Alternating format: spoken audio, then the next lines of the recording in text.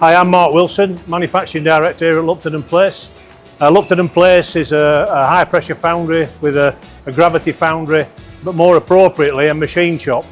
Our growth within the industry has put more and more pressure onto the machine shop, where 65% of our annual revenues are associated with machining.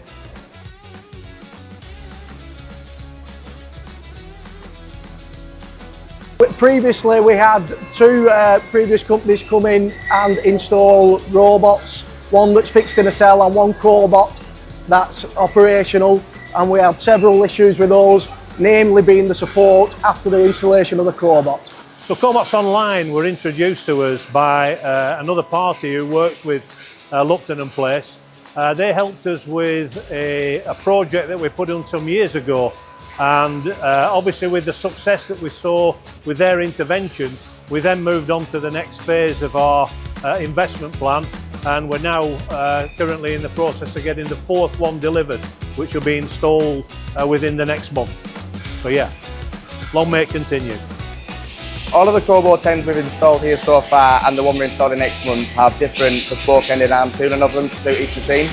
The one you can see behind us has a dual shunt gripper set up on it. We've also got the Wengler scanner on there, which makes sure the parts sat in the fixture correctly. We do find one of the good things is their customer service, how easy they are to talk to and how responsive they are, and they will come with you at the drop of a hat to try and solve your problems.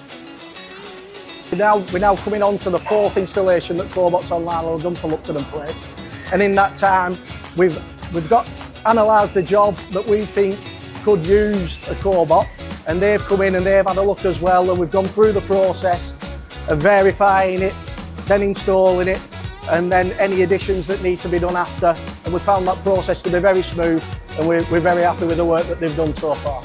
At the end of the installation, when it is done, they're always there to support us and help us out if need be.